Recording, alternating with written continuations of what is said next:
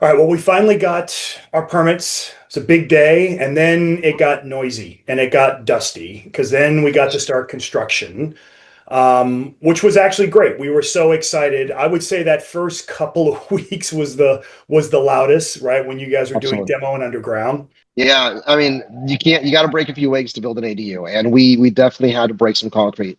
And it's interesting. So Redondo Beach, one of the things that people love about Redondo are the rolling hills. It's beautiful. It makes the streets interesting, and it makes the architecture interesting, and it just gives the city a really awesome vibe. But the side effect of there is you have a lot of steep driveways and not a lot of flat garages.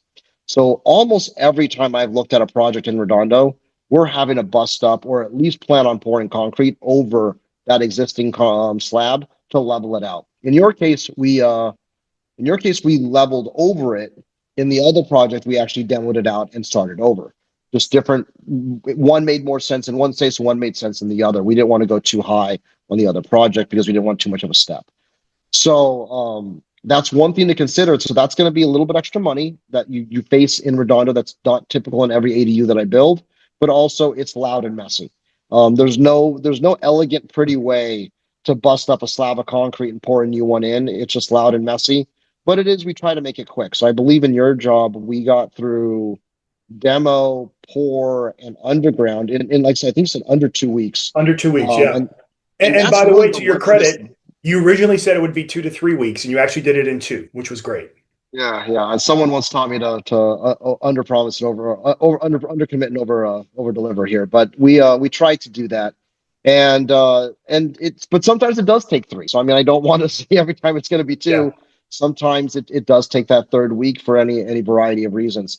But we were fortunate with your project; we were able to get it done in two, and then really after that, you're going to have a nail gun, you're going to have a tile saw, you're going to have some wood being cut, but the the major interruption to life of having construction in your backyard, besides some of the dirt and inconvenience, like much stuff around, really is over after those first couple of weeks.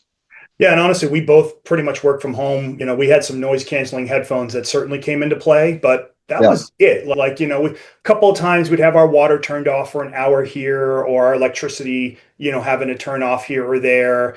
But, we lived through the whole project and, it was certainly an inconvenience, but it wasn't like the house wasn't livable at all. In fact, we even worked from home. So it was a very doable situation.